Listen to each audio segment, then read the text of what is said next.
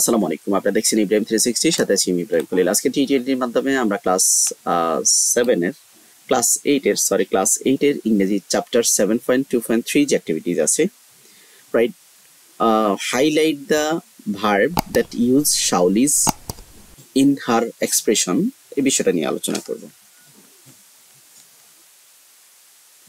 প্রথম ইনস্ট্রাকশনটা দেখবে, এখানে বলছে read the text 7.2.2 again and write the highlighted word, যে ওয়ার্ডগুলো হাইলাইট করা হয়েছে, and what time this word phrase refer to,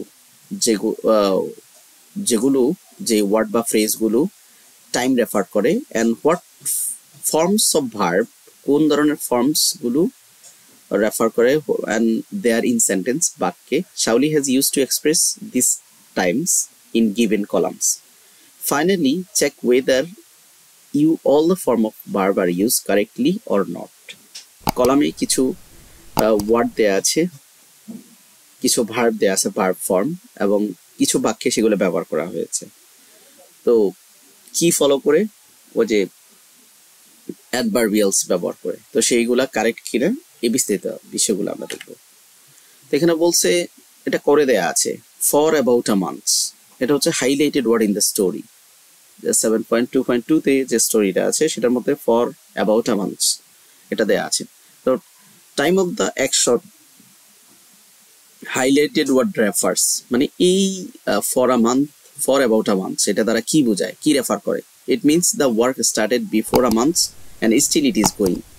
for about a months বলতে এটা আগে থেকে শুরু হয়েছে, এখনো চলতেছে, এই বিষয়টা এখানে বোঝাচ্ছে। Form of the verb Shauli has used to indicate the time of actions in the sentence. এখানে time of actions টা Shauli ব্যবহার করেছেন কোন form of verb. All the members of the club have been collecting these items for about a month. And here the verb is have been collecting. এখানে যে verb ফরম্যাটটা plus ভার্বের সাথে ING হয়েছে। তো এখানে বলছে the correct form of the verb, যে অনেক সময় যদি এখানে ভুল হয়ে থাকে তাহলে সেটাকে কারেক্ট করে নিতে হবে। তো এখানে কোনো ভুল নেই। দ্বিতীয়টা হচ্ছে ফার্স্ট 2 months, স্টোরির মধ্যে হাইলাইটেড ওয়ার্ডের মধ্যে আমরা পাচ্ছি যে ফার্স্ট 2 months। তো এটা কি বোঝায়? ইট means the work was being done, মানে কাজটা কি হয়েছে, সম্পন্ন হয়েছে, ফর 2 months বিফোর নাও, মানে এখনের আগের 2 মাসে এই কাজটা হয়ে গিয়েছে। The club member are preparing, এখানে যে ফরম্যাটটা ব্যবহার করা হয়েছে, the club member are preparing for this donations programs for the first 2 months। If এই যে first 2 months, here the form of verb is are preparing, মানে এখানে বি ভার্ব হয়েছে এবং ভার্বের সাথে আইএনজি হয়েছে। তো club member have been preparing for this donation program for the first 2 months, here the form of verb is had been preparing, এখানে কিন্তু ভুল ব্যবহার করা হয়েছে, বিশেষ করে আর প্রিপেয়ারিং হয়েছে।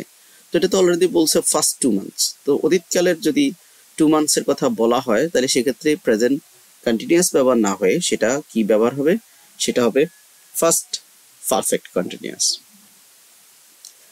বিফোর, হাইলাইটেড ওয়ার্ডের মধ্যে একটা ওয়ার্ড আছে before, it means the work is done before another. এখানে here had been a great deal of discussions before the plan was finalized.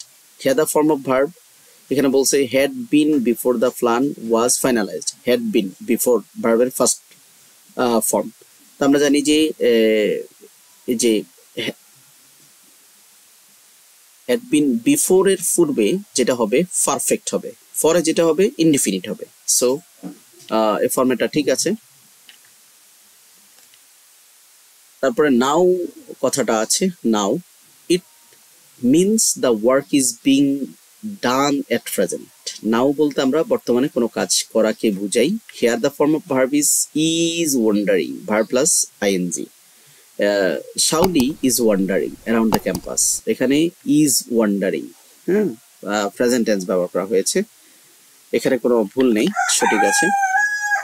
Recently it means the work has been done nowadays, ইতোমধ্যে, recently বলতে ইতোমধ্যে বোঝায়, ইতোমধ্যে কাজটা করা হয়েছে। এখানে only recently have I been appointed to the positions, here the form of verb is এখানে বলছে have I been appointed, যে have appointed, have plus verb এর first participle. সো রিসেন্টলি যেখানে থাকবে সেখানে have has থাকবে, এটাও কারেক্ট আছে। কারেন্টলি কথাটা যখন থাকবে তখন বর্তমানে, it means the work is being done at presence, মানে বর্তমানে কাজটা হচ্ছে।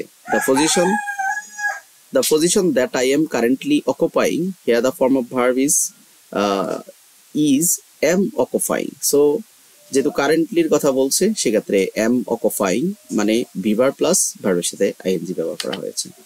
পরবর্তীতে ফ্রম টুমোরো, টুমোরো বলতে আজকে থেকে ভবিষ্যতে, তো it means the work will be done the next day, এটা বোঝাচ্ছে যে পরবর্তী দিনে কাজটা হবে। From tomorrow we all start work hand in hand, হ্যাঁ the form of verb is working এখানে ব্যবহার করা হয়েছে।